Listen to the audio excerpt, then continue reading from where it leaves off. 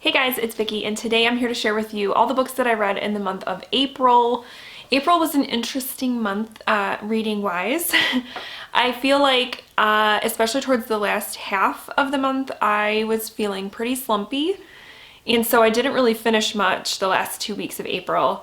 And I think there's a reason for that, which I will get to as this wrap-up progresses. But I did manage to read 7 books, but the majority of them, 4 of them, were audiobooks. So audiobooks kind of saved me this month.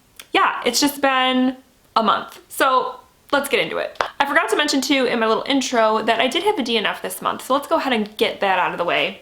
I just could not get into Cosmos, you guys. I was listening to it on audio because I thought that would make it a little bit more digestible, and I listened to the first 2 or 3 chapters, so it was probably about 75 pages in, and it just was not sticking. My brain was just not picking up what this book was throwing down. I would like get to the end of a chapter and just be like, I have no idea what I just read. It was just, I even tried to watch on YouTube. I found one of the old episodes of Cosmos that kind of coincides with this book. And so I tried to watch the first episode, which kind of like is the first chapter, and I still was just nothing. It was just not happening. So I gave it my best shot. It didn't work out. I'm gonna hold on to this book because my husband is still interested in picking it up someday. But for me, this just wasn't working. So the first book that I completed in April was an anticipated read, and that was Stephen King's new book, Later. This one I was excited about because it does have a coming-of-age element, which you guys know I love. It's about a young kid named Jamie Conklin. Yes, Jamie Conklin, who lives with his mom, who is a single mom, and she is a literary agent. They live in New York together, obviously together, and he has this ability. And I don't want to, the back of it says, because this isn't a spoiler, to say that he can, does it say what it is? No. Okay, I'm not going to say what it is then. He has this ability, let's just say, that is really cool but also pretty creepy, and the way that ability is handled I really loved in this book. It was really cool. I don't know why, I just thought it was really cool. And his mom knows about it, and it is kind of used a little bit in his childhood to help his mom with her career. We'll just say that. And then later on, as he ages, it becomes a little bit more dangerous, this ability, especially because his mother begins dating a New York City police detective, and she finds out about it, and then kind of wants Jamie to help her with some stuff. So it kind of becomes dangerous. And I really enjoyed this book. I think what was great about this was that Stephen King, he kept things concise and short, which we know he struggles with sometimes, right? This book was a very smooth, under 300-page book. There wasn't a lot of extra fluff, and I really liked that. I really liked Jamie as a character, and like I said, the ability that he has, the way it kind of is presented in the story, I thought was really cool. There's also a lot of cool Easter eggs in this book, especially when you get towards the end, that I was like, kind of, geeking out over a little bit. So it was fun. I really enjoyed it. I listened to it on audio, and the audiobook was well done.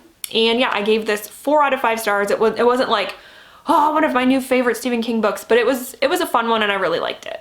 Next up in April, for the Random Reads Book Club that Bobby and I run on Goodreads, we read What Alice Forgot by Leanne Moriarty, and this is a contemporary book about a woman named Alice who is at the beginning of her marriage, early in her marriage. She's 29 years old and is pregnant with her first baby. And then one day she wakes up on the floor of the gym, and she doesn't know how she got there or what happened, but it is 10 years later. And so she is now 39 and has 3 children and is about to get a divorce with her husband. And she's just really confused about it because the last time she was aware, things were great. They were blissfully happy. They were expecting their first child. life was great, and so she just doesn't know how they got to that point. And the book basically walks you through how they got there, because gradually Alice starts to remember things and certain events and people in her life that kind of attributed to where her life ended up. And it's really much about Alice and her husband Nick and how their marriage fell apart. And obviously, one of the things I love about Liane Moriarty too is just the way that she handles like domestic life.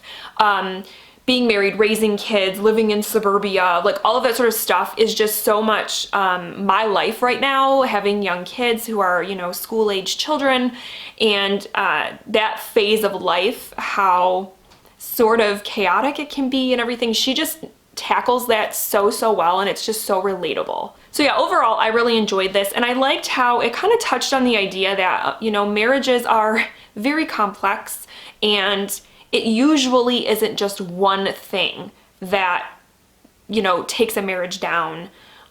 It's a combination of things, and it's complicated, and I just really liked how she tackled that, and I really liked this. It was good.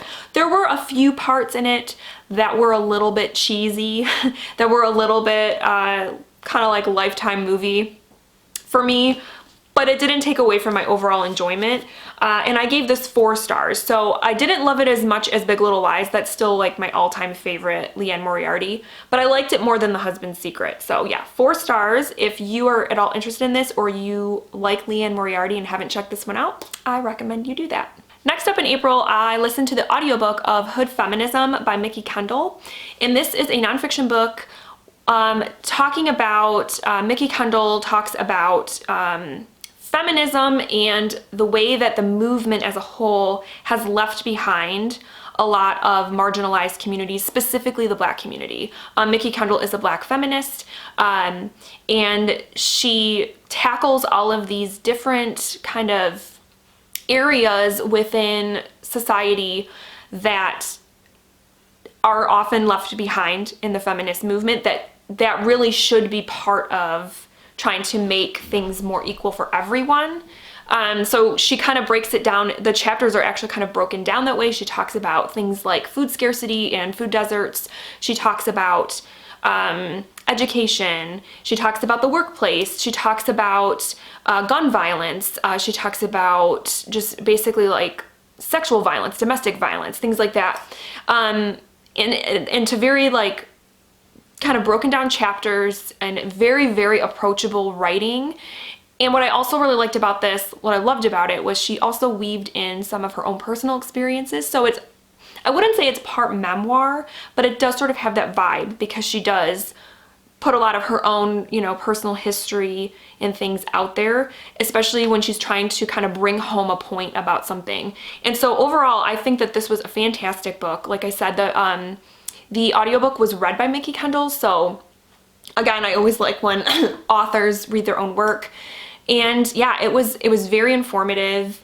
It was, I think, a very important read if you are looking to read more books about anti-racism and things like that. This is a great book to read. I definitely think it's not one that just feminists should read or just females should read or anything like that. It's definitely a book that I think all people should read if they are interested in that topic. So yeah, I loved it. I thought it was great. I kind of want to get my own copy to have on my bookshelves, just to kind of reference later and things like that. But yeah, I really loved it, and it was a 5-star read. Next up, I listened to another audiobook, and this was my continuation of the Chronicles of Narnia series. So I listened to The Silver Chair by C.S. Lewis, and this one is the first book in the series where the 4 main children, Lucy, I'm trying to think their names, Lucy, Edmund, Susan, and Peter, are not in. This one deals with, the main character is one of their cousins, Eustace, and one of his friends, Jill. And they go to Narnia, magically transport to Narnia, and are sent on a task by Aslan to find a lost prince, who he's basically the, you know, next rightful heir to the throne of Narnia, but he was basically disappeared. They don't know if he's held captive, if he's dead, and their task is kind of to find him. And I actually really liked this one a lot. I really liked Jill, the friend of Eustace. I thought that she was a good character, and I think the two of them together were great. There was a lot of like bantering back and forth that was kind of fun, and you know, their sarcasm and stuff was kind of fun. This one had all of the great fantastical elements that you know, a middle grade fantasy book should have. There's witches and monsters and serpents and just some cool stuff, I really liked this one. I liked it better than the last book, The Voyage of the Dawn Treader. I liked this one better. And the only thing, I guess, is I think it's fun kind of in each book to see how they're gonna get to Narnia, because it's different every time. So far, it's been different every time. So it's kind of fun to see how they do that. And yeah, I have no idea what the next book holds. But I really liked this one. I liked the story, and it was a 3-star read. Okay, so now we're gonna get into the book that I'm going to blame for my slump for the rest of the month. Because after I read this book, I just didn't want to read anything. I didn't want to listen to anything. I struggled, I did. And I think it was just because this book took a lot out of me. That book is The Girl Next Door by Jack Ketchum. So I did a vlog about this. I will link it if you are interested in seeing the experience. It was tough. This book is about a girl named Meg and her sister Susan, who move into a neighborhood, a suburban neighborhood in, I believe, is it New Jersey? I can't remember now. And she moves in with this woman who I believe is like a distant relative of some sort. And she begins to be abused and tortured by this woman, and eventually is also tormented by some of the children in the neighborhood as well, and this woman's children. And what made this book so disturbing was that it's based on a true story, loosely based on a case that happened in 1965 in Indiana with with a girl named Sylvia Likens. And so this book was a really tough reading experience because I had that case in the back of my mind. I went into this book knowing about the case and so having that frame of reference. And so everything that happened was really, really brutal, but it was also grounded in reality, which made it just different and awful. And it just kind of messed me up a little bit, I'm not gonna lie. But the writing was really, really good. And like I said in the vlog, I really liked that Jack Ketchum decided to tell the story by using a first-person narrator. And the narrator was a boy named Dave, who was a kid in the neighborhood who saw a lot of this abuse and whatnot. And it made the story more effective because you're seeing it through his eyes. And there's also even parts in the book that he won't even tell you about because they're that messed up. And he even tells you, like, I'm not going to talk about this. And it just made the book even more effective in that it was told through the eyes of a young boy, a 12-year-old boy. So yeah, this book was, like I said, very, very well written. I really loved it. It was just a very visceral experience. So I have a hard time recommending it because it is a really, really tough read. So if it's a book that's been on your list and you want to read it, I would say do that, but take care in doing that. Be in the right frame of mind because it's really tough. It's really tough. So yeah, this was a 5-star book because of the overall reading experience, the way it made me feel. And like I said, the writing was really strong. I definitely want to read more Jack Ketchum, but again, I think he's going to be one of those authors I have to be in the right frame of mind to read because I think a lot of his books are tough reads. So yes. So with that being said, yeah, this was 5 stars, but it kind of left me just feeling very like meh for the rest of the month. So I did manage to read 2 more books after The Girl Next Door, but it was tough. It took me a long time to read them because I was not feeling like reading. But they were good books. It doesn't say anything about the books. It was just me and my mindset. But the next book that I did read in April was another audiobook, and that was The Sun Does Shine by Anthony Ray Hinton. And I picked this one. It's been on my TBR for quite a while, but I decided to read it this month because Cosmos was supposed to be my Buzzword Reading Challenge book, and because I DNF'd it, I wanted to find another book on my TBR that had a space word in it. So I went through and saw, the sun does shine, sun, space word, okay. So I went ahead and listened to the audiobook, and this is a nonfiction book, a memoir about Anthony Ray Hinton, who goes by Ray, who was wrongfully convicted and put on death row in 1986. I believe he was convicted in 1986, and spent 30 years on death row until he was freed. And it's just his story about what that was like, being imprisoned for that long, because at the time when he was convicted, I believe he was 29. So he spent half of his life in prison for something he didn't do. And it was very obvious that he did not commit this crime, but he was convicted anyway. And so his story really exposes some of the blatant racism that occurs in our criminal justice system. And so it's a book that really just makes you mad, because the injustice of it all is just infuriating. I really loved Ray as a person reading this story, because even though he was in this awful situation, and when he goes into detail about what prison life was like, and it's not great. It's not great, and especially being on death row. But despite that, he had such a hopeful mentality. He was a very positive person in the prison. He would try to do things to kind of just make life better, not only for him, but for the other inmates. He befriended a lot of them. He was very faithful, and a lot of, I think, his faith is what helped him kind of stay afloat and to keep that hope alive. And so his personality was it just seemed like he was just such a good person. And I actually went on afterwards, after listening to the book, and I watched some interviews with him and with Brian Stevenson, who was his attorney that helped him get free. And yeah, he just has this personality that you just like, And so overall, I loved this story. It like I said, infuriated me at times. It almost brought me to tears in the end.